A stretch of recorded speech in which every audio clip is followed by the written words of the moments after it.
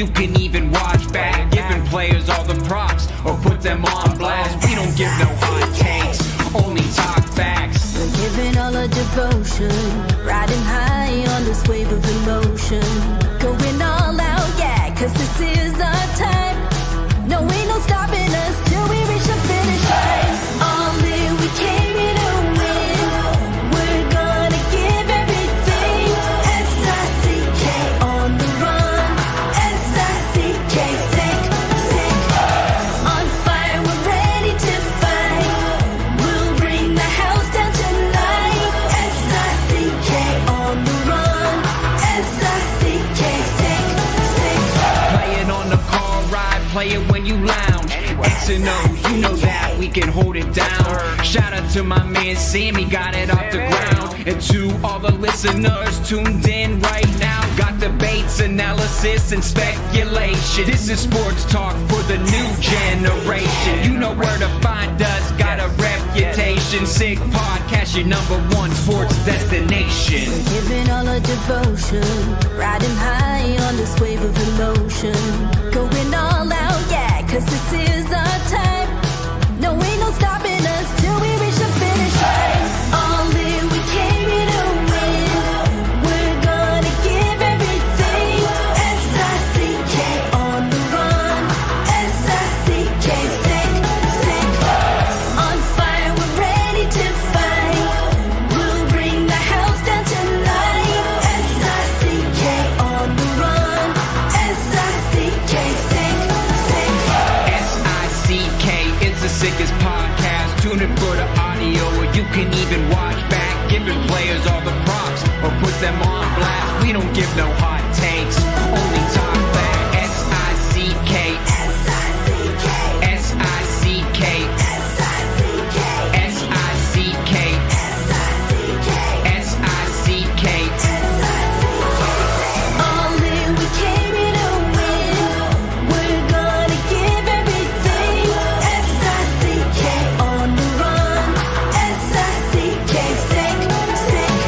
S-I-C-K, it's the sickest podcast. Tune in for the audio, or you can even watch back. Giving players all the props or put them on blast. We don't give no hot takes, only talk facts. We're giving all our devotion, riding high on this wave of emotion. Going all out, yeah, cause this is our time. No, ain't no stopping us till we reach the finish line. All in, we came here to win. We're gonna give everything. S-I-C-K on the run. S-I-C-K, sick, sick. On fire, we're ready to fight. We'll bring the house down tonight. S-I-C-K on the run. S-I-C-K, sick, sick. Playing on the car ride, play it when you lounge. X and O, you know that we can hold it down. Shout out to my man Sammy, got it off the ground. And to all the listeners tuned in right now, got debates, analysis, and speculation. This is sports talk for the new generation. You know where to find us, got a reputation. Sick Podcast, your #1 sports destination. Giving all our devotion, riding high on this wave of emotion. Going all out, yeah, cause this is our time. No, ain't no stopping us till we reach the finish line. All in, we came here to win. We're gonna give everything. S-I-C-K on the run. S-I-C-K, sick, sick. On fire, we're ready to fight. We'll bring the house down tonight. S-I-C-K on the run. S-I-C-K, sick, sick. S-I-C-K, it's the sickest podcast. Tune in for the audio, or you can even watch back. Giving players all the props or put them on blast. We don't give no hot takes, only talk back. S-I-C-K, S-I-C-K, S-I-C-K, S-I-C-K, S-I-C-K, S-I-C-K. Turn up your volume. Because you're about to listen to The Sick Podcast. The Eye Test with Pierre McGuire and Jimmy Murphy. The Stanley Cup winning Colorado Avalanche And after 22 years, Raymond Mark! The sickest NHL podcast. Brought to you by TCS Customs and Logistics. Moving pieces, delivering peace of mind. It's gonna be sick. And welcome to another edition of the Eye Test here on the Sick Podcast Network. Jimmy Murphy and Pierre McGuire here. Pierre, how are you today, my friend? I'm excellent. I'm kind of like the Detroit Red Wings and Todd McClellan, feeling really good about myself right now. I bet. Those guys are rocking, and Todd deserves a lot of credit. Dylan Larkin deserves a lot of credit. Lucas Raymond deserves a lot of credit, but they got something going on there. When they went down 2-0 on the Moritz Seider own goal, I was like, oh, this is bad. And for those that haven't watched it, go watch the body language after that. But within 30 seconds, Ken Daniels made a great call with Mickey Redmond last night on the Raymond goal, the one that made it 2-1. Mm-hmm. It's an awesome call because of the energy. And it wasn't just the people announcing. The building felt it, the team felt it, the bench felt it. And all of a sudden they were back in it, and they never looked back in the game. So I'm kind of feeling like they are right now. I'm jacked up. Awesome. Well, I'm always jacked up to be here with you, Pierre, and of course with our wonderful viewers that ask these great questions in the comments section there. And I see one right now. Morant says, "Hello, gentlemen. Have you completed your midterm report card for each Canadiens player, A, B, C, minus, plus? Thanks for the hard work." Yes, we have. There it is right there. We will get to that after our guest who will be coming on. Of course, that is Eric Lacroix, former NHLer. And also a Avalanche analyst for DNVR. Check them out. He does great work there. Been going back and forth with Eric since this trade happened and talking off air. And now we'll get to do it on air here on the Eye Test. Looking forward to that. But I'm glad you brought up the Wings quickly before we move on to a couple other topics, Pierre, before we get Eric on. What has been the biggest change to you under McClellan, other than what you just stated there, maybe the ability to show some resilience and not sag your heads and, give up when things don't go right? They're playing really fast. Mm-hmm. They're moving the puck quicker. They're attacking in flow.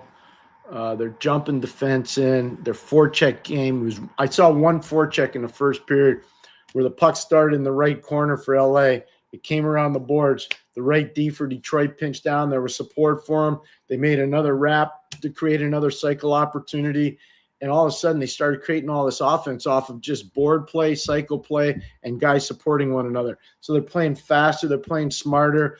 They're better in their own zone. They're still not great. There's still some things that need to be worked out in their own zone. I think that's coming.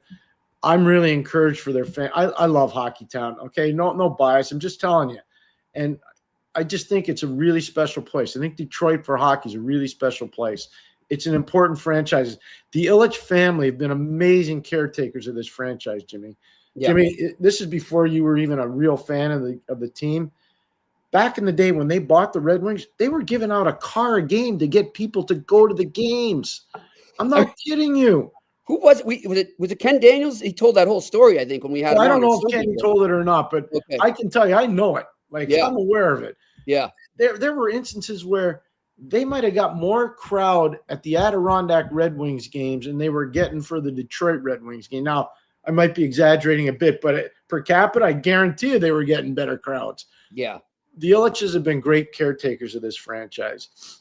When they brought in Scotty Bowman and they brought in Kenny Holland and they allowed Jimmy Davillano to preside and the Ilitches let them run the hockey, look what's gone on since 1993 until now. Now, I know there was 9 years of darkness.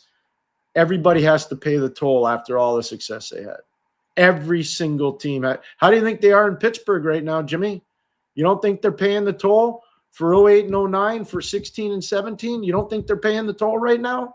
I think they're paying the toll for a few other things, but we'll get into that another time. They're paying the toll, Jimmy. Yeah, they're paying the toll. So everybody has to pay the toll. And Detroit paid it, but now the toll's paid. They're back on the highway, and they're charging. Yeah, I'm telling you, I talked to Scotty this morning. He said, Pierre, what's one team you think is going to really surge? And I said, after watching them again last night, Detroit. Okay. Detroit. Well, you look at the standings right now as we speak, Pierre, and I'm just looking from the wild card and below. Actually, you know what? Let's say from third place in the Atlantic Division and then leap over to the wild card and below. So you've got Ottawa at 56 points with 50 games played, sitting in third place. The Bruins with 56 points with 51 games played, sitting in the first wild card spot. The Lightning with 55 points and 48 games played in the second wild card spot. The Blue Jackets with 55 points, also in 50 games played. Right behind them, the Canadiens, 53 points, 49 games played. And then the Red Wings right there, 53 points, 50 games played. And the Rangers, 52 points, 49 games played. The Flyers, 52 points, 51 games played. I mean, it's going to be a race to the finish, but I'm with you. I mean, right now, the Red Wings look like they found their groove. And, Alex Evanowski saying in the chat room there, too, don't forget Marco Casper. Hold on. Tell Alex, we're not forgetting. I'm just telling you right now, Casper, Larkin, and Raymond, that line's elite. Yeah. Elite. It's elite. I saw Marco Casper playing over in Sweden. He's an Austrian kid, but I saw him playing over in Sweden. And I did tell you about him. Yeah. And so, I'm just telling you, this is a good line. What's amazing to me, there's no Patrick Kane playing right now. No. There's no Patrick Kane playing. I know. So watch DeBrincat last night. DeBrincat had more pop in his step than I've seen in a long time. There's a lot of good stuff going on there. A lot of good stuff. There is for sure. Well, not to be Sally Downer here, but I'm going to go to some bad stuff, and I'm going to start with the New Jersey Devils. Pierre, as I said to you in a text message and by phone earlier today, I can't pinpoint what it is. I'm not putting on the goalie. That loss last night to the Flyers was not on Jake Allen. So, I mean, does it hurt to not have Markstrom, to have him on injured right now? Of course it does. But this isn't about the goaltending. This was stuff that was creeping into their game before Markstrom got hurt, and it's getting worse. There's something off. I can't pinpoint what it is, but they're not going in the right direction right now. And this is a team that had Stanley Cup aspirations, had a great offseason up until, a few weeks ago, was rolling. And now they got to look in their rearview mirror because, like you said, you made that joke about another team. I forget who it was. Objects are closer than they appear. Yeah, and they are right now. But you touch. I remember most of the things you say to me and most of the things you write to me. And you were way early on New Jersey. It was before Markstrom got hurt, actually. Yep. So what I would say about that, watching their game today, I watched the Philly-New Jersey game today. I didn't watch it last night. I watched it today. Okay. And so what I tell you is they didn't play terrible. There's something going on in their own zone. Teams are dominating the puck from the top of the circle to the top of the blue line. Yep. And so they're defending well enough down low, but they're not defending well enough up high. They're giving up a lot of shots, way more than they should be for a team that's a higher end team. So I think people are realizing they got all those big trees down low.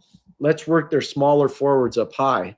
Bingo. And I think that could be part of what's going on. I'd have to see more of it to say that's an established trend, but it sure looks like that's becoming a trend for them. That's what I was thinking watching them, Pierre. I was like, they could use a big, rugged winger, like somebody that's just going to help them out there and really control stuff down low and also in the neutral zone. I don't know. They need something right now. Hey, I hate to talk about players, but I'm going to tell you right now, like everybody's written Buffalo off for the playoffs. Fair to say? Yes. I mean, it pains me to say that. You know that I'm a Buffalo. Like I like. Yeah, we want that city to win. We want them to do well. And I feel so horrible for that city right now.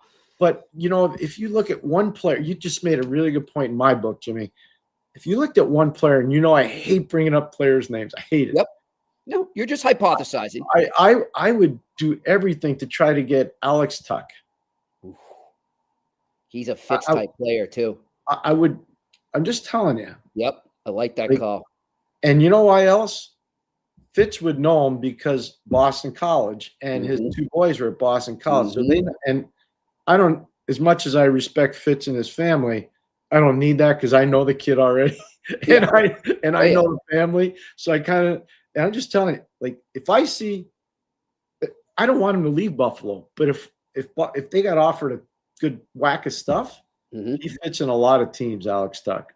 Yeah, I'd agree. I like it. That's a good idea. Another team, and look, we're just telling the truth. We're not trying to harp on a team. We're not they're not like the scapegoat here or the whipping boy, so to speak. But the Pittsburgh Penguins just keep giving us reasons to talk about this, Pierre. I mean, I know that Kyle Dubas went out last week and blasted a story that said that they could be having a fire sale, but you can call it whatever you want. They're going to move a lot of players, and they need to. And, I look at this team right now. I don't know where to start. It's one thing after another, and I feel so bad for Sidney Crosby, for Malkin, for Chris Letang, and for all the Penguins alumni like yourself, Pierre, who are watching this thing spiral and spiral and spiral. Okay. Jimmy knows this for a lot of years. And for those that have watched the show for a long time, I watch and look at the goal differential every morning in the league. Oh, my God. The Pittsburgh Penguins are minus 40 goal differential. It's the worst in the National Hockey League's Eastern Conference. In the West, San Jose is the worst at 57. Chicago's the second worst at 42. Okay? Yep. Those are the three worst teams. But in the East, Pittsburgh's dash 40. So just hear me out for 1 second. Mm-hmm. In their last 5 games that they've played, this is an amazing stat. They have only scored 1 goal in 4 of the 5 games.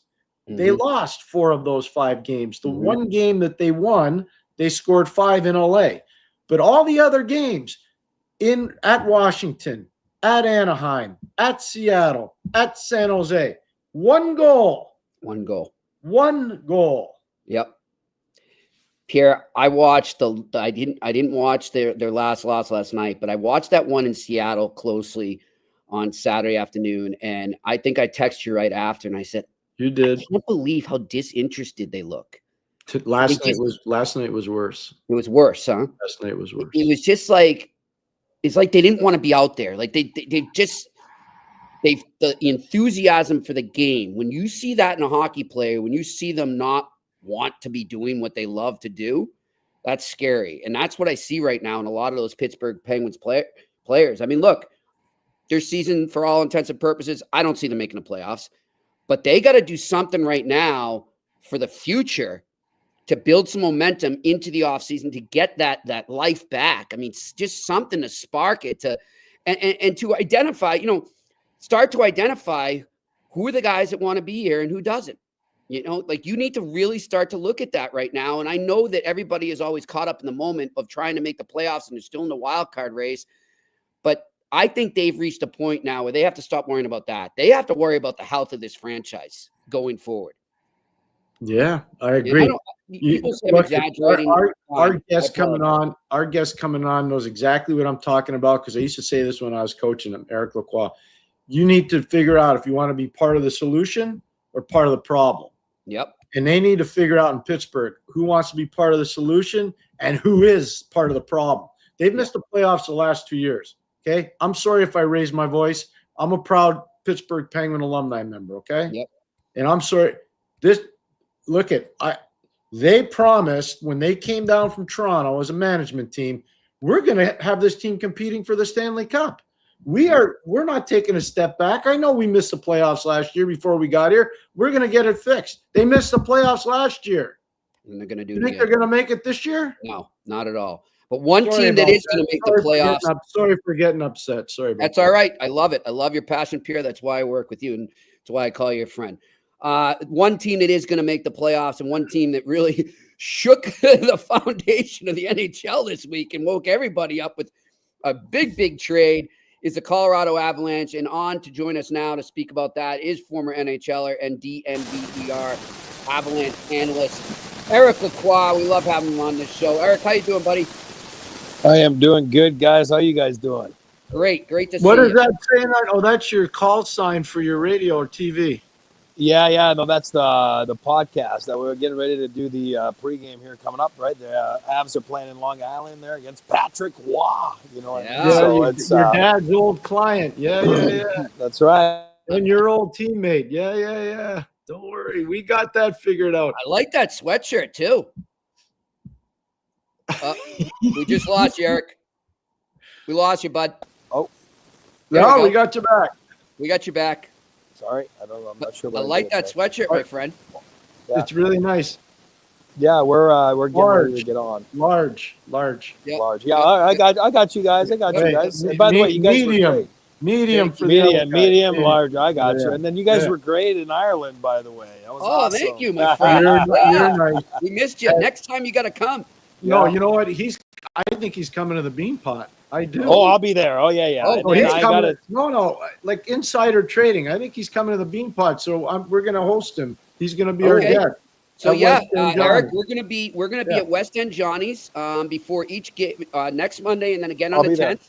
Yep. It's on 138 Portland Street in Boston. It's right across from McGuire. And I'll explain to you where. I'm taking him out for dinner on We'll be Sunday there 3 night. to 4 Anyways. p.m. I'm in. I'll take him out for dinner. I'll be in Boston the whole month. I know. That's February. why we're going to be like roommates, even though we won't. Be. Northeastern games coming up too in February. I'll be at Mario Lemieux's fantasy camp for the Northeastern BU game. I know. All right. It's all right. We'll catch up, my man. Anyhow, listen. First off, just when you saw or you started to hear about the big trade going down, and then it became a reality, what was your instant reaction? Well, I got to be honest with you. I didn't expect it. You know what I mean? Like anybody else. I was in Denver, obviously, and then the team went on the road. And as you guys know, when the team goes on the road, I fly to Boston because that's where my wife and the kids are. And so I flew here, and I was at the BU game Friday night. And I was sitting with Ryan Green, the captain of BU, his little brother Kyle that plays on Milton. Great kid, and with my youngest. And then all of a sudden, there was such bad internet in the building that night. It was a sold-out building. It was crazy. And then there was no service. There was nothing going on. Everybody was on their phones. You know how it is when you get in the building. And then all of a sudden, you can see that there's like Carolina and Chicago. And to be honest with you, I'd seen a few members of, Avs staff like Neil Shea and guys like that, right? You know what I mean? And then they were saying, oh, yeah, I think Chris is coming over. And, McFarland and obviously the PR guy, Brendan's one of my good buddies. And so I was like, hey, I have some tickets for you, in my hand, hard tickets that I'm holding in my hand. I'm like, hey, I'll just meet you guys outside. And then all of a sudden he's like, oh, we got delayed, And next thing I'm like, oh, okay. And then the game started. I'm like, hey, he goes, yeah, we got delayed. I don't know if we're going to make it. So I start watching the first. And after the first, it's like,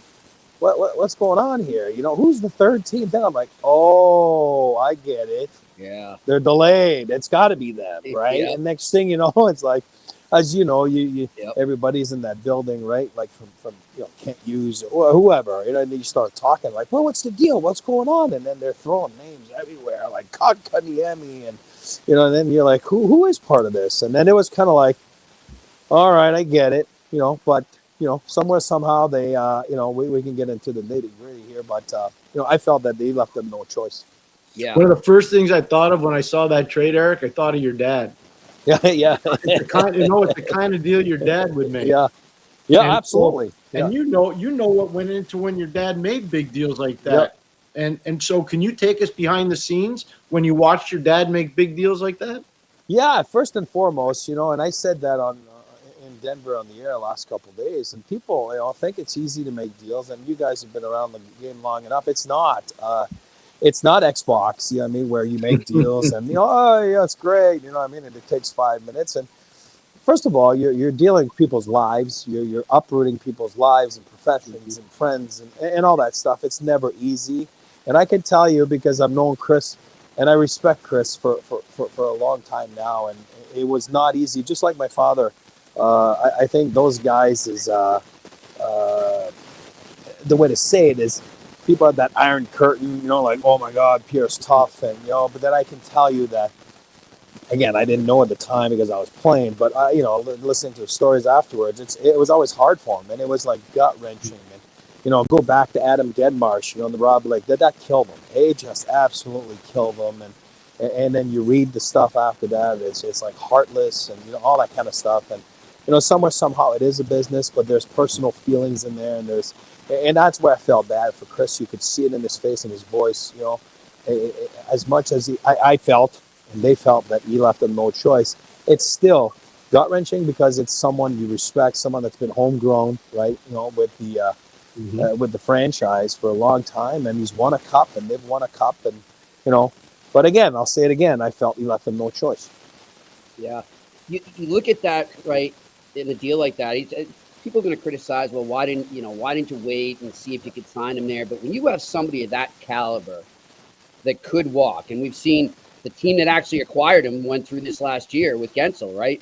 So when you're in that situation, it must be so tough to weigh the pros and cons and finally come to the conclusion. But I'm with you. I think they had to do what they could. And as Pierre said the other day when we first started to break this down, and then he said it again on the podcast last night, they got younger. And it's not like they brought in, a bunch of scabs here. They brought in some really high-end talent.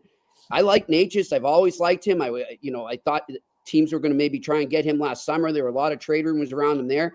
I think he's in on a good deal. What's your take on the guys they got back? Yeah, to be honest with you, I felt that, if you rewind the tape a little bit, I think this has been going on obviously since last year, since he was able to sign that extension. And, the Avalanche are in a weird way. You want high-end talent, right, as everybody does, and they have it. But we all know what comes with it, too, because those contracts after that make it tough for, the salary cap era to maneuver all that stuff. And then you win on top of that, that means that you're going to get affected by it. You're going to be, looking no further than Kadri, right? Everybody was mad when Kadri wasn't able to be signed. And, they signed Matushkin and Manson, which I would have done the same thing at the time. And then we all know, obviously, the problems with Val. And, looking back, it's easy, to say, oh, maybe, that was a mistake. But, and I'm not saying Val's a mistake. I'm saying looking back with all the problems that happened. So, but at the end of the day, it's a business. And then you have Cale Maker coming up. Nate McKinnon just, right? That is the key. That's the key right there. I mean, look at Toronto, look at Edmonton. Everybody's saying like, oh, they're top heavy, and but do they have enough to win? And I do believe if Mikko, wanted to be an Avalanche, and it's so easy afterwards, like the last 48 hours, to say like, oh, they didn't tell him, they didn't tell the coach, they didn't tell the player. Take a hometown discount and all that. I mean, at the end of the day, if he wanted to be an Avalanche, he'd be an Avalanche today. Like for me, I was a player rep. I was a player. I was in management. My dad was an agent 25 years, as you guys know.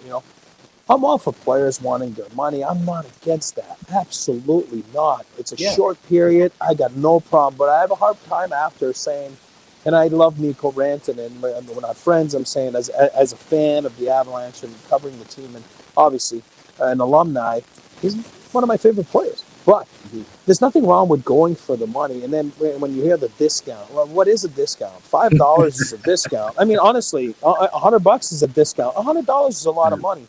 100,000, 200,000, 500,000. That's what is a discount? You know what I mean? And my dad used to always say, "How many steaks can you eat?" You know what I mean? And I'm not. And for a lot of people, as you know, I love to eat. And for me, I need a lot of steaks. You know what I mean? So I don't fault guys. Yeah, I don't fault guys for going for so many steaks. Yep. But I think that within a team there is a hierarchy, whatever you want to call it. Everybody's in cahoots. Everybody's in it together. You know that. You guys know that. When you're signing a deal like McKinnon last year, you don't think you know what's going to happen. Well, what's going to happen with Mikko? What's going to happen with Cale? And, how does this work? And, of course, he leaves a little bit on the table there and he did. And then Makar, a couple years before, he leaves a little bit on the table because he wants Landeskog to be able to sign. And then, that's how you stick together. That's how you win. And I'm not saying Mikko is selfish. I'm just saying Mikko, at the end of the day, he thought his number would be higher than what they were able to, in their mind, afford. And, like Chris said, he used his UFA card. He's had the right to get to that. And that it is what it is. And once you do that there's a chance you're gone. You know what I mean? Right. I don't care what people say. Joe knows it. Joe's still a big part of the Avalanche. Joe did it with my dad back then, his first time around after his first cup. And then we all know they made a documentary out of it, right? Where all of a sudden, saving Sakic because he signs the offer sheet. That by signing that, within 7 days, you might be a New York Ranger. You know what I mean? And you use what's in front of you. Mikko is using what's in front of him, which is the UFA card. Yeah. There's nothing wrong with that. Yeah. But then to say people that all of a sudden, and I'll just keep going because I could go all day, but all of a sudden, as you know, the Avs were in Boston and this happened Friday night, and then you have an afternoon game at 1 o'clock. You all know you get up in the morning, you go there. It's like, oh my God, some guys were sleeping. You don't have time. You have a big game. You lose the game. Yeah, okay, great. I mean, you put a microphone in people's face. What are they going to say? Is their friend? Even from Chris's side, Chris is, even from Chris's point of view, from the coach's point of view, to McKinnon, like to anyone, they just lost a game, great, but he's their friend. Yep. He's a big time player. They won a cup together. He's a 55 goal scorer. They're going to say, no, it's great, he's gone. No, they're going to be like, oh my God, put everything aside. It stings, and it's, we're not happy he's gone. And what are you going to say? No, it's awesome. And what are you going to say? No, it's selfish of him. You're going to do what you do, which is just play the whatever, and say, hey, this stinks. And Bednar, same thing. He's losing a big asset. You know what I mean? And you look down the bench, and you're a coach. You look him down. 96, not a bad guy to put out there. You know what I mean? And now you lose that, right? And then, but to get back, and now you're getting Natchez, and people are saying, oh, if you waited, it could have first round pick. And I'm like, the Avalanche don't want a first round pick. You think they want to win? They want to win. He wants a player. And I don't know if you saw the game Sunday. Then he exactly. Jack Drury. I thought Natchez was awesome, and then all of a sudden Bednar's like, okay. No, he's a righty instead of a lefty. We'll figure it out, whatever. But this guy's pretty cool. He's pretty fast. He's fun. And, I think Jack Drury, a little bit like when you go back to that Patrick Waugh trade or whatever, Mike Keane is the forgotten guy in there. And next thing you know, he was a key piece. Right, it is. And then Jack Drury's going to be awesome. They can't win a draw to save their lives, the Avalanche. So now you have a guy that can win. A face-off. You have a Drury. Everybody's saving on their number 18 jerseys that they got rid of back then with the Avalanche. And next thing you know, now you can take them out of the closet, and it's awesome. He's wearing his uncle's jersey. It's great. And the Drurys. Teddy, his brother, his father was a hard-nosed player. You can see where he got that from. And somebody coached him here. I coached Teddy. Did you coach it? I had Teddy in Hartford and Ottawa. I had him in both cities. Yeah, exactly. You're right. So, there you go. I'm a big fan. So I think Avalanche actually did well. I think Carolina did well. Sure. And I'm just going to say this. Joe Sakic stuff, if there's not a movie called Air Force One, Joe Sakic's not staying in Colorado. That's another story for another day. Here's what I don't get. What Chicago get out of this? Oh, I know.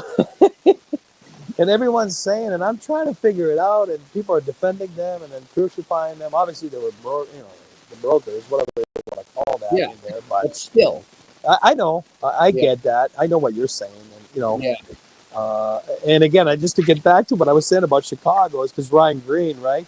Yeah, they were saying there was a prospect in there, and that's why I was saying to Green's brother, maybe it's your brother. We got to go figure it out. You know what I mean? Like, that's where the Chicago came from. But you're right. At the end of the day, who knows what they're doing? But I just want to throw this out there, okay? Because I think it's important. I haven't seen anybody ask the question of the general manager in Chicago to put out a big press release. I want to know if I'm a member of the media in Chicago. Did you ask for Jackson Blake? Did you ask for Bradley Nadeau? Did you ask for Scott Morrow? Did you ask for Alexander Nikishin? Did you ask for Nikita Artemanov? Did you ask for any one of those players? Not 5 of them, just one. Did you ask for one of them? And I'm going to bet he didn't. And I'm going to bet he doesn't even know half of them are. Yeah. I'm with you. That's it was kind of, you know what I mean? It was, it is what it is. And, but it was certainly one of those trades you'll remember, where you were. Just like I remember like the PK and was it Stamkos re-signing and there was another guy in there too. Was it Taylor? I don't remember, but it was that summer, where it was like, what's going on there? You know what I mean? I was in the movie theater with my kids. I remember that. This one, I'll remember this one because, and I said, just so you guys know, I went on the air last week on our show and I said, people kept talking about Mikko Rantanen. And I said, listen, and this is a scary sight what I'm going to say.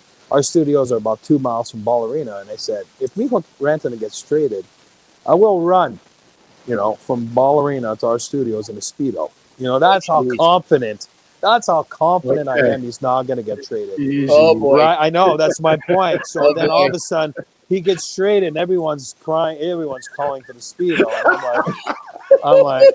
And again, I was shocked. Just like McKinnon said, he was shocked. But I think it's shocked to the fact that he actually didn't take what was there and he's trying to go somewhere else. And like I said, I have no problem with that. And the agent, I I don't Yeah. like those games with the agency and stuff like that. At the end of the day, just say what it is. And, you know, Yeah. we're going to maximize the contract and what he Yeah. is. And that's it. You know what I mean? It's nobody's fault. And at the end of the day, the Avalanche, they feel bad because they loved them. But they did what they had to do. And Yep. I think they felt he left them no choice. And I feel the same way, that he left them no choice. And I think that's why Ben McKinnon and everybody was kind of like, oh, my God, it's not because they weren't consulted. Everyone knows, as you know, Joe Sakic is, I learned from my father, and Chris, I can tell you because I've known him, and I really respect Chris. Those guys know how to handle. How do you think they have a coach there for the 10th season? You know what I mean? Like, come on, man. They're all together. They all do a good job together. They all, and their core is fantastic. And Gabe Landeskog and everybody's on the same page. And, you know, and for me to say that, oh my God, they traded, you know, the big guy didn't even tell them, and I think everybody was blindsided. Come on, that's not how it works. Hey, Jimmy, you know what else that Eric is bringing up, because he's saying it without saying it. They got the ability to make other moves. Mm-hmm. They got money now. They can make moves, and so I don't know if they're going to identify the need for another shutdown defenseman, if they want another power forward. Where's Landeskog and all this? But they got the ability to make more moves. I don't care what anybody says.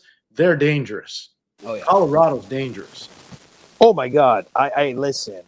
It's my family, as you guys know. I cover the team. I'm not trying to get a job. I've worked on that team. I played for that team. My dad's in the rafters there, so it's a big deal for me. But I am not trying to defend them. I'm just being objective. Yeah, exactly. Yeah. I'm trying to be objective here. They're dangerous. They're going to be dangerous. This is a good team. And wait till the big fellow, the big fellow, you know, the big Russian fellow. He's a big piece. He's a unicorn. You know, he is different. That's a big piece missing. But all season long, and I say it all the time, Jared Benrod, people don't talk about it. You know, he's not my friend. Same thing. I say hi to him, and I know him this way. Very nice gentleman, and you know, but it's not like we go hang out together. But this guy should win the Jack Adams, in my opinion. What they've been through, it's absolutely ridiculous all season long with injuries and the Tushkin and Landeskog deal, and you know, I think the handcuffs all summer. And now you got this thing and Nico. I mean, for me, it's amazing. Yeah. You know what I mean? Like it's makeover too. I mean, you redid your goalie situation as well. Oh my God, on the spot. And I was going to say, and to survive atrocious goaltending. It was atrocious. Oh, there. Would you ever believe they got those two goalies? Would you? No, oh my God! No. I swear. Would you? Yeah. All summer long, I said this is atrocious, and I said it will not be the guy that plays the first game for the Avalanche. It will not be that guy once they play in the playoffs. No. And I said, I'm sticking to this. And it's amazing what they did. And then people were complaining about the Blackwood deal. And I'm like, what? You look at Logan Thompson yesterday. I mean, like, you know what I mean? Like, that's, again, you're under $6 million. You have good goalies. And, you know, obviously, I think it's awesome. They're a dangerous team.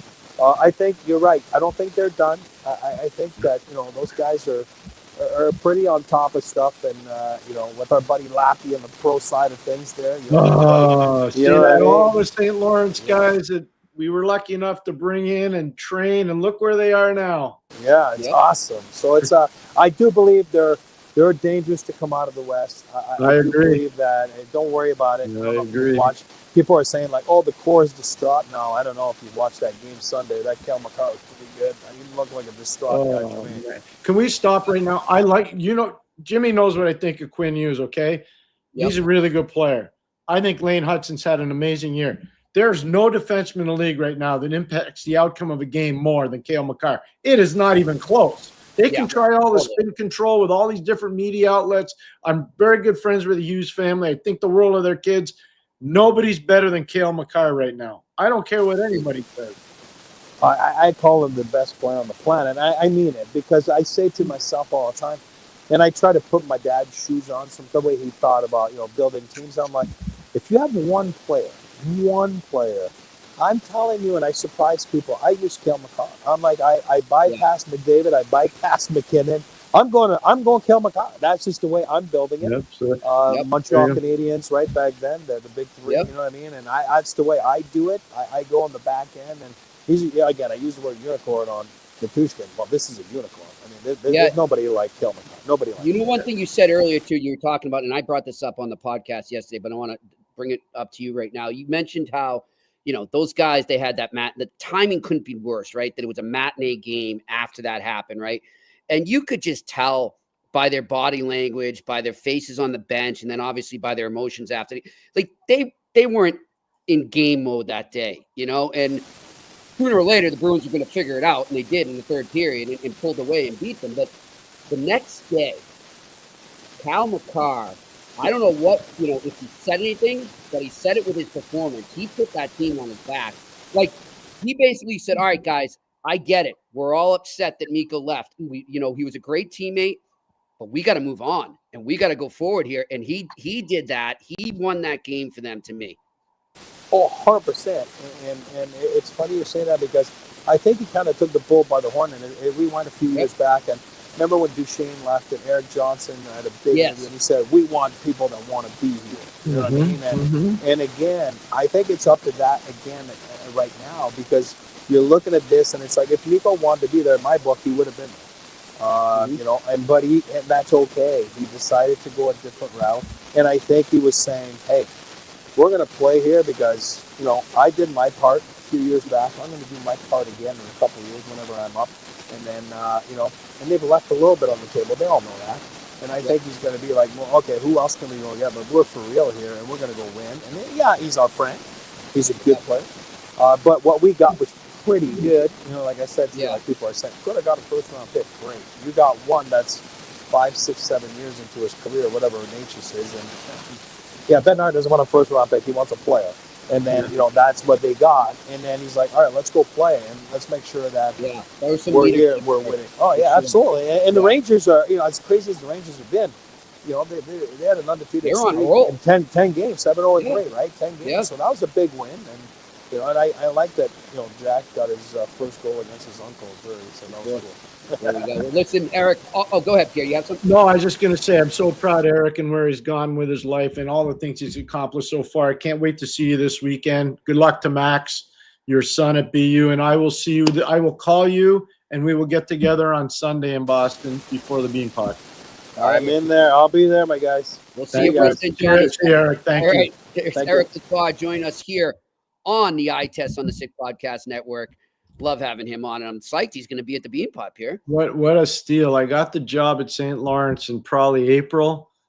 I got Eric Lacroix, Marty Lacroix, who was drafted by the Islanders, and Daniel Lacroix, who was drafted by the St. Louis Blues. So I got one guy drafted by Toronto, Eric, one guy drafted by the Islanders, Marty, his brother, and one guy drafted by St. Louis, Daniel Ferrier. And I got them all at the end of April going into the summertime. And they were fantastic players at St. Lawrence. They were part of championship teams. All of them played professionally. Daniel had an amazing career, and he's still working for Colorado as a scout and on the pro side. And Eric was a really good player. I used to call him Choo-Choo. He was big like a train. He just run people over. He was a big guy. He really was. He's got a great personality too. I love him. I'm so proud of him. He's an amazing father. He's an awesome husband. The Lacroix family are special people. Their mom, Coco, is a really, really amazing woman. And I know how much his dad meant to you too, Pierce. Yeah, I was really good friends with the dad. Good people. Yep. All right. So listen, before we get into our Q&A, we were asked to do a Habs report card, and Pierre has it. So, the way we decided to do this is I'm going to ask Jimmy the player's name, and then Jimmy will say what he thinks, and then I will say what I think. Yep. Jimmy, so get ready. Anderson. B. I have a B. Armia. B plus. I have him as a B. Caulfield. A plus. I have him as an A. Doc. C plus / B minus. I have him at B minus. Dvorak. Yeah, Dvorak. Same. You know what? Same thing. C plus. But I feel like in a bit he could be a B minus. He's playing well lately. I have him as a C plus. Okay. Gallagher I've got as a B. I skipped over one. Evans. A minus. I have Evans as a B plus, and I had Gallagher as a B.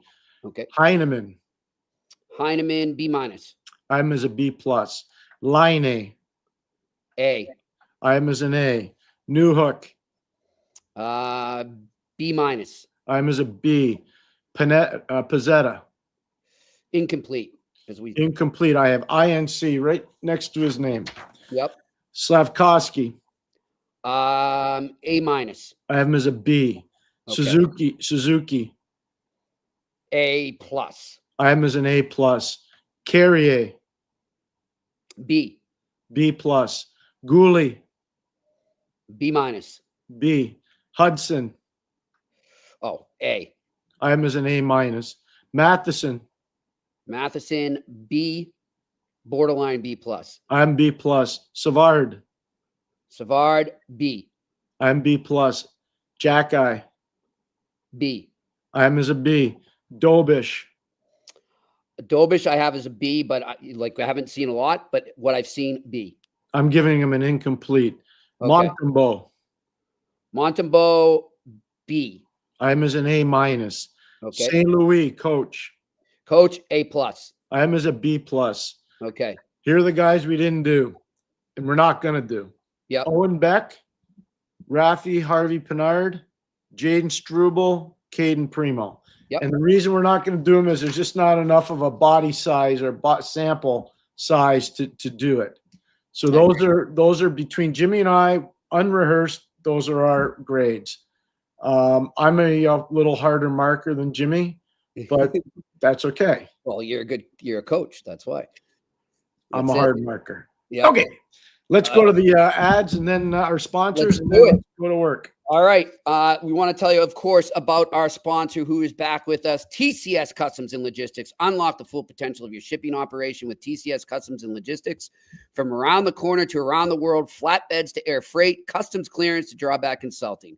TCS is a one-stop shop for all things transport, moving pieces and delivering a peace of mind. For a no-obligation customs or freight quote, contact sickpodcast at shiptcs.com. Again, that is sickpodcast at shiptcs.com. And, of course, our wonderful friends at Betway. Go there right now. Look, bet the beauties with Betway. And not only can you bet, you can bet and lose, and you can still get money, guys. That's like one of the biggest things I love about Betway is that they reward you just for going over there and signing up. So if you go there right now and you sign up, you will get a free bet up to $200, even if your first bet loses. So scan that QR code right in front of you, or go to the details section on the website and sign up for a new subscription. Again, this is only for new subscriptions. This is a welcome offer. It is not available in Ontario. Terms and conditions apply. Offer not available in Ontario. You must be 18 plus and play responsibly. All right, I've got some interesting picks tonight, so let's go to the Betway pick of the night here. Sick pick of the night. It's time for Sick Picks. Brought to you by Betway. All right, so I actually went over to Betway, Pierre. I signed myself up for a little subscription. I did a $1 bet, a little $1 bet, a little prop bet. You can go over there. You can pick goal scorers. You can pick points. You can pick assists. You can pick all sorts of little props out there. Go check it out. There's tons of things you can combine. But here's my prop parlay right now. All right. It's all about goal scorers. I've got we'll start with the Bruins at the Sabres tonight. It's a 7:05 start up in Buffalo. I've got Matthew Poitras scoring at plus 550 value. We'll go over to Long Island, where the Colorado Avalanche, who we just had a wonderful discussion about with Eric Lacroix, will be taking on the New York Islanders. I've got two Avalanche players to score a goal in there, the aforementioned Cale Maker and the aforementioned Martin Necas. All right, that's at plus 950 if both of those combine there. We will go out to Calgary, where the to Vegas, where the Dallas Stars are playing the Vegas Golden Knights. I'm going a little Noah Hannafin to light the lamp there for the Golden Knights. I also think the Knights will get some revenge for the loss last Friday. That's at plus 750. And then to Calgary, where they will host the Washington Capitals. And on the Capitals, I'm liking Jacob Chychrun to score as well. For $1, if all that hits, you could get $3,769. I mean, it's like playing a lottery ticket, whatever. You know, you go get a scratch ticket. It is what it is. But that's what I want to show you guys. When you go over to Betway, they've got so many different selections that you can do there. Have fun with it. Bet small, and have some fun. You never know. You might hit it there. I'll tell you one thing. As I was looking at this, Pierre, with the goal scoring prop that I did, we're not talking enough about Jacob Chychrun this year. He's been amazing on the power play for the Washington Capitals and really quietly done it there. As much like the team itself. They're that team that they don't make a lot of noise. You don't hear a lot about them, but they just keep getting better and better. Yeah, no, Chychrun's a good player, especially offensively. He is. You talk about Washington going into Calgary. He doesn't know this, but one night his father fought for us against Paul Cruz. I was there. It was one heck of a fight. I can just tell you, it was a good fight. His dad was a tough – Jeff, his dad was a tough guy and an amazing guy to coach. I had him in Pittsburgh and I had him in Hartford, and big fan of Jeff Chychrun. Not just a tough guy, but a gentleman, a real gentleman away from the ice. I really am a big fan of Jeff and always had a good – but, you know, you coach so many games and you broadcast so many, and they don't all stick in your brain. But I remember that one night in Calgary pretty good. It's awesome. I remember that one pretty good. We got to get him on the show again sometime. We'll get Chick on. Yeah, we'll get Chick on. Yeah. Well, the first one, and this is for all his friends that are out there, Christopher Pronger owes us an appearance. Oh, yes, that's right. He owes us an appearance. We're going to track him down. He was out in Finland for a while, but I know he's back now, so we'll get him on soon. We had a very nice meeting at the Hockey Hall of Fame, just the two of us in a quiet corner and in the Great Hall. Mm-hmm. And we talked about it, and he will be appearing at some point on the eye test. Looking forward to that. All right, let's get to that Q&A. What do we got? Alex Ivanowski, everyone in Pitt keeps saying how Crosby won't leave and just to leave it alone. I don't get the idea that he has to stay. You can make the argument he would help them more by being traded. It's over. That's so well said by Alex. Alex, I 100% agree with you. That's so well said. He's been, you talk about a guy that's been an ambassador for the team in the city. I'm going to tell you a quick story. When Sidney Crosby was in the lottery in 2005 and the team won the lottery, Anaheim finished second, Carolina finished third. What happened was there was so much demand for Sidney Crosby memorabilia and for tickets and for everything else, Jimmy, that the team didn't have enough office space for the workers at the old Civic Arena. So they had to rent 2 floors across the street at the Marriott Hotel, where a lot of us used to stay during the playoffs, because that's where they would keep us when we were, at home in the playoffs. Back then, teams used to isolate. And so that's how big Crosby's impact was in Pittsburgh. He got drafted in 2005, played in the final in 2008, won the cup in 2009, won the cup in 2016, won the cup in 2017. Like, that doesn't count the golden goal. That doesn't count all the other stuff that he's done. He should be allowed to call his shot. He should. And I don't want anybody saying he shouldn't. He should call his own shot. Exactly. And look, well, we clearly, if you watch our show, and even if you watched in the last hour, well, Pierre and I are clearly not happy with the way things have been handled there in Pittsburgh. The one credit I will give that management team right now is that they're letting him call his shot. They're letting him come to them or publicly say, you know what, it might be time, or maybe he doesn't. Hold on. I just have a question for you. You know that? Somebody's told you that? Yes. Okay. Nobody's told me that. Okay. So I don't know. They've said it. They've said publicly, that's up to Sid. They've said that publicly, Pierre. When was that said? I'm just curious. You just said that. I want to say mid-season. I'll find it for you, but they did say Yeah, send it to me, please, because I have not heard that. So I'm taking you because I trust you. Okay. But the other thing I'll say is I agree with Alex. I mean, I think eventually it's going to get to that point. I think, it would be better for all sides involved. They could get a haul for him, and he's going to hopefully get another chance to win a cup, because I think he deserves it. Back to what you're talking, Pierre, about all the stuff he does quickly. I love how he still does that thing where he goes to the season ticket holders' houses to deliver the. So that was created in Pittsburgh. It's a really good idea. David Morehouse, the former president of the team, he created that, and it was a really good idea by the Penguins. And they did that, and they also created Student Rush.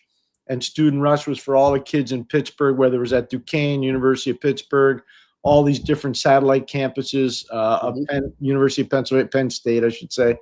They all could come down, wait in line, and go to games at the Civic Arena for a way discounted price. It was really smart marketing, but the Penguins were really, I thought at the NHL level, they were ahead of all the other teams. Yeah. And David Morehouse was the guy that helped create that. I'd like to see more of that from NHL teams right now. All right, next question. Paul Cormier, do you think next two Habs home games against the Jets and Wild are almost a must-win? It's been a bit of nervousness twitch watching the amount of shots directed towards the net. It's like revisiting the October Habs dysfunction in the D zone. Pierre, I'll let you handle this one. And this is a really important night tonight against Winnipeg. They got to stabilize their game. I know that, they're coming off a point against New Jersey on Saturday night.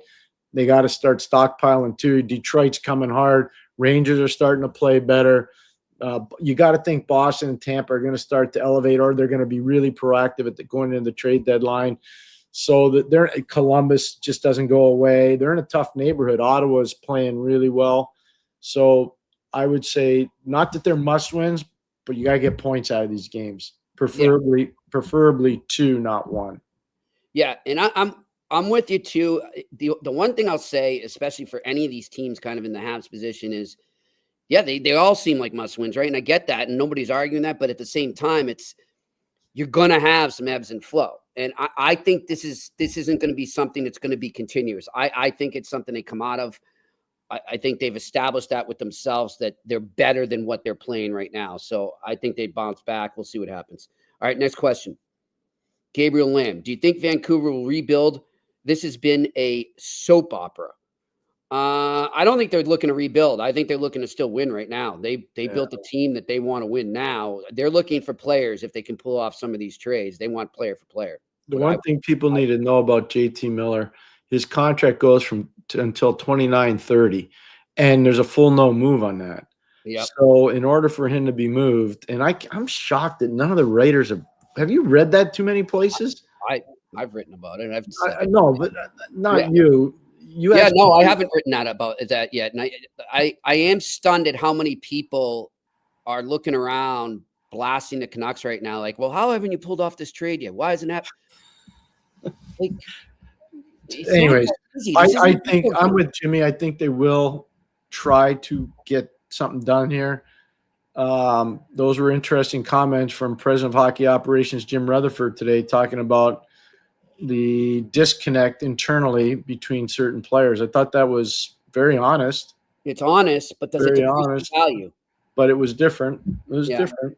I think he's frustrated. I think, like everybody else, he's probably frustrated. Yeah, there you go. Randy Workman was asking to address that. There you are. Yeah. One team I think, and I'll credit our friend Jeff Merrick, because I heard him say it earlier today, to keep an eye on with Miller or any center thereof, is the Dallas Stars. To JT Miller, Dallas makes sense. Somebody was talking, I forget where they had, was it where was it? They had JT Miller going somewhere and said, wait a second, is he going to be the third line center there? I forget where it was. And I was like, that makes no sense. Oh, was it Toronto? No, it was the Rangers, wasn't it? I think it was the Rangers. Well, Zibanejad, Hedl, and JT Miller. I mean, I don't know. I thought it was somewhere else. I thought it was. Yeah, it'll tell me it was somewhere else, Pierre. I'll think about it. I'll figure it out. All right, next question. Postnet on 130. Detroit players are big and play big. Habs always have a hard time with them. What do you think? There are 10-plus teams in the wild card mix in the East. Well, I don't know. The Habs lost them the other night, but the 2 previous times before that, Montreal beat them. Yeah, I thought the Habs hit a wall in that game. That's all I thought that was. Yeah, no, but I look at Detroit's good, and I'm not kidding around. Like, they're surging. We're not taking pot shots at any coach, because I know how hard it is to coach in this league, but clearly things have changed in Detroit since they made the coaching change. Yep. Things have changed. All right, next question. Bert L. Can you see a day where there's a shift in the size and skills of players? Looking back 20 years ago, you had the stereotypical strong, big, slow-footed defenseman, and then came guys like Keith. Yeah. You know why? The red line came out. Mm-hmm. So if they put the red line back in, you're going to have a lot of teams change it up. Yep. They're going to have to be big and strong and gnarly and physical, and you won't have to have as much speed. Speed will not be a premium because you'll be playing the game in confined areas. Mm-hmm. All right, next question. Randy Workman, do you think that Saad gets – No, Brandon Saad is not going to get – I'd be shocked. Yeah. I'd be shocked. He's making like 4.2. Yeah, I'd be shocked. All right, next question. Maquis American, I hope I pronounced that right. Do you think the Winter Classic should be held in Hershey or in AHL City next year? Wouldn't it be better than a baseball stadium? Didn't they already award the Winter Classic is in Florida? I don't know. Like, you'd have to help me out in Hershey. I mean, I don't know where they would play an outdoor game there. Maybe there's a fair. I don't know. I only know the hockey rinks. I don't know the other stuff there. You know, I know there's some colleges close by that have football stadiums. I've played in some of them, but I don't. You know, I don't know. No, I can't see the NHL awarding a Winter Classic to Hershey. I apologize, and I'm a fan of Hershey. I mean, I've been in the old building and the new building, so. But I'd be surprised if they awarded it to an AHL city. It's down to dollars and cents, and they want their NHL teams getting the money, not the AHL teams. Yeah. Chris Blue Shirts, by the way, in the chat room saying, guys, the team you were talking about before about Miller was New Jersey. Yeah, it didn't make sense. Like with Nico Hischier and Jack Hughes, where's he going to play? If everyone's healthy, and you know, and I know Hischier's hurt right now, but he's Thanks, not. Chris. Thanks, Chris. He's not going to play as a 3, I don't think. Thanks, Chris. Great point by you. Thank you. All right, next question. P. Cormier, love the show. Always informative. Thank you. As a longtime Habs fan, I'm optimistic that Hughes and Gorton are going to stick to the plan. Pierre, do you think Hughes will shake things up in the summer? No, Nope. I don't think they're shaking anything up. I think they might promote some people. Yep. Like Logan Mailloux had 3 goals and an assist this weekend when they won at Hartford and they won at Providence. And I've had coaches, and I've said this on the show, I've had coaches in the American Hockey League say he's too good to be in this league. He should be out of the league. I can't see him being back in Laval next year. I'd be absolutely shocked. I think Owen Beck, who's playing in the AHL All-Star game, is going to be a guy that's going to get a roster spot next year, not because they're giving it to him, it's because he earns it. What's going to happen with Ivan Demidov? You know, Nicky Bobroff and the amateur scouts and Marty Lapointe, the scouts in Montreal done a really good job. Like, they got players coming. They got a whack of players coming. So I don't think they're shaking anything up. And I'm very comfortable saying this, and Jimmy knows it. I've heard from so many really intelligent people in the financial world telling me it's not going to be easy for players to come to Canada as free agents. It's not, because of taxation issues and the value of the Canadian dollar. It's just not going to be easy. Doesn't mean it can't happen. It's just not going to be that easy. It's got to come through trade. All right, next question. Postnet on 130. High-end offensive D-men play with a double-edged sword when it comes to the risk of plus-minus.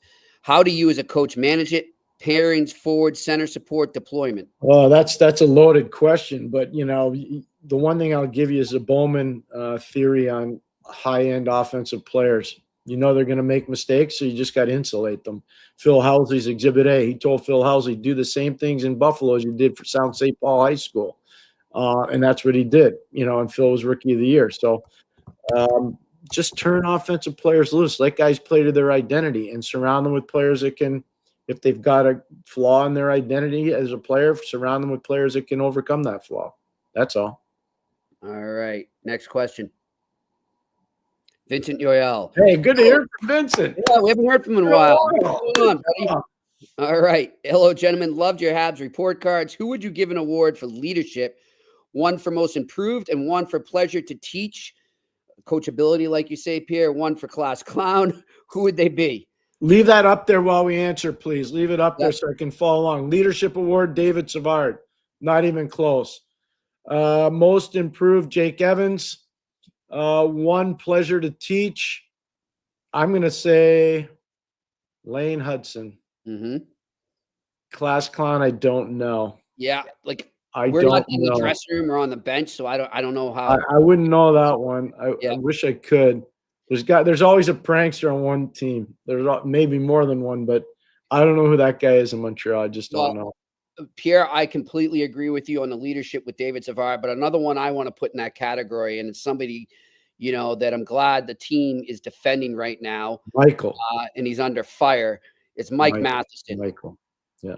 All right. So for the people out there right now, all over him, take a deep breath and just think before you lash out. That's all.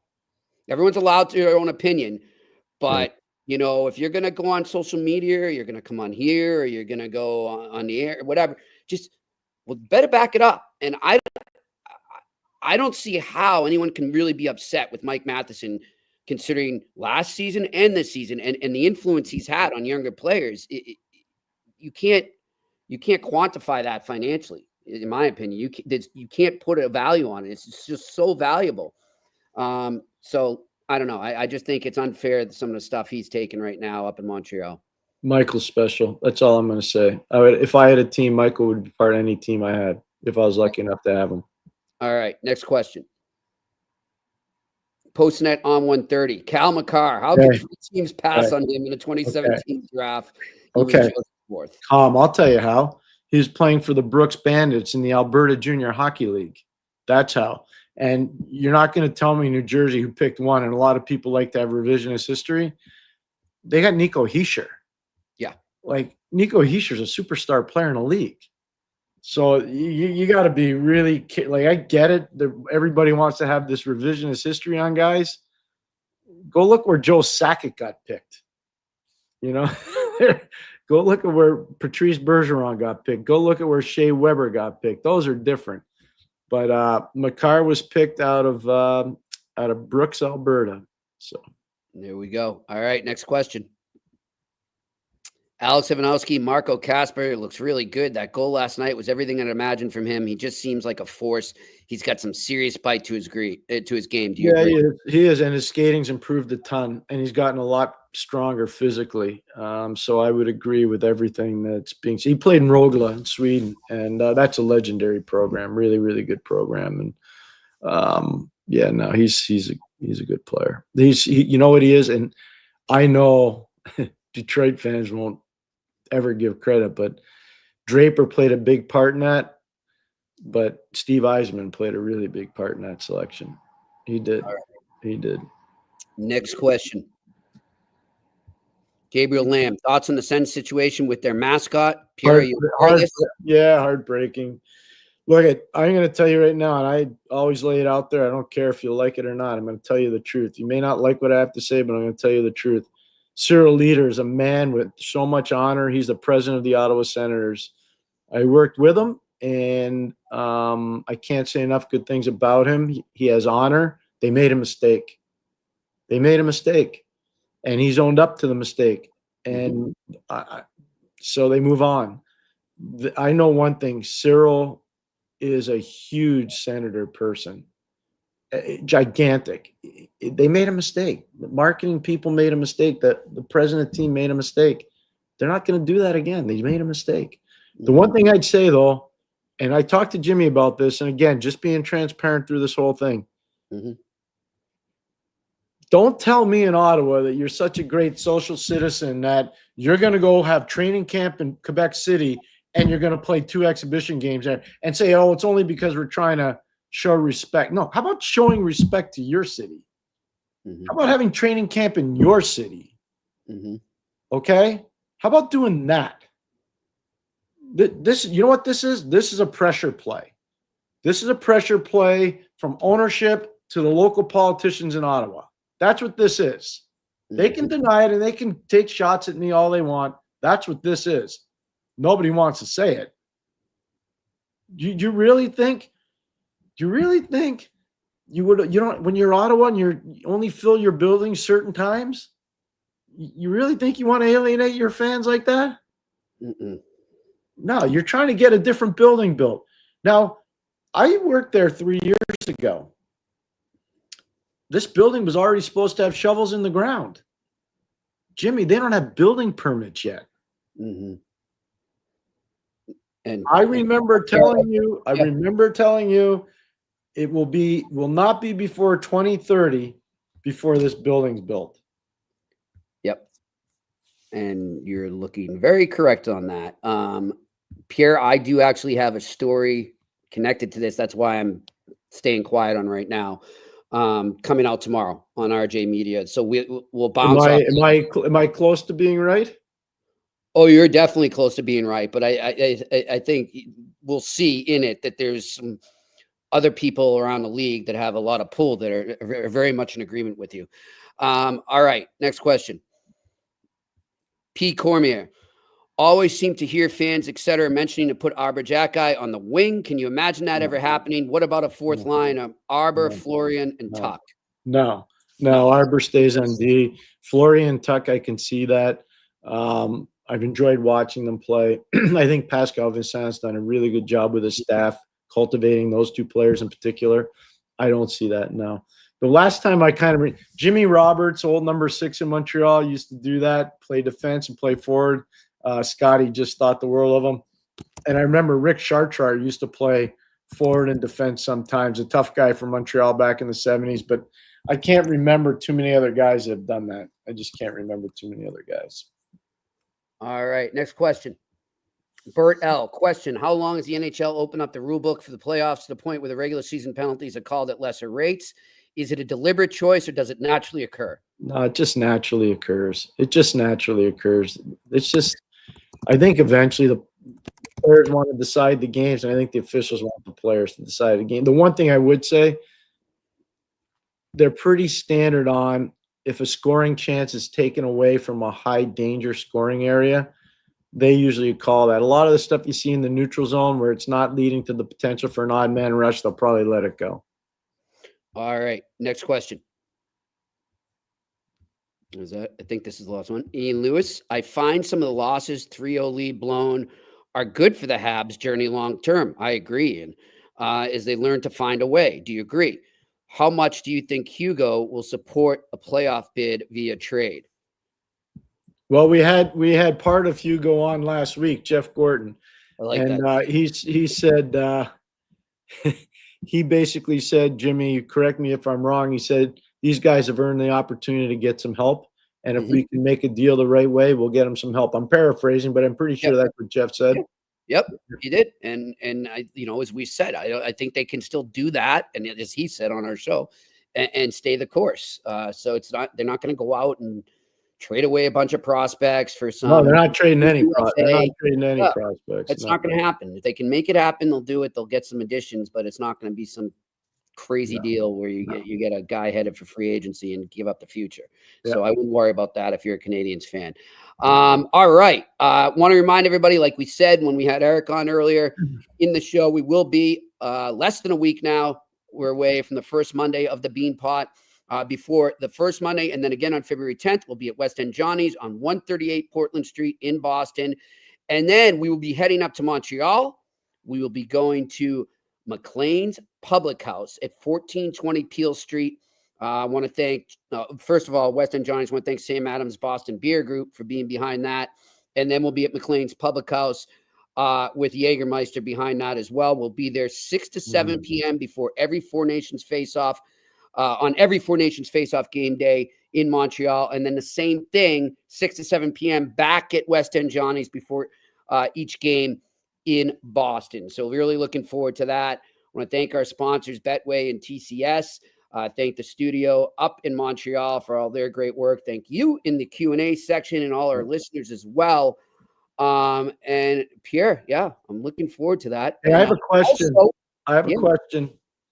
The bean pot start to the show. So Monday next week. What day is that? What time? 3 to 4 p.m. Because 3 to 4 p.m. at West End Johnny's. Yep.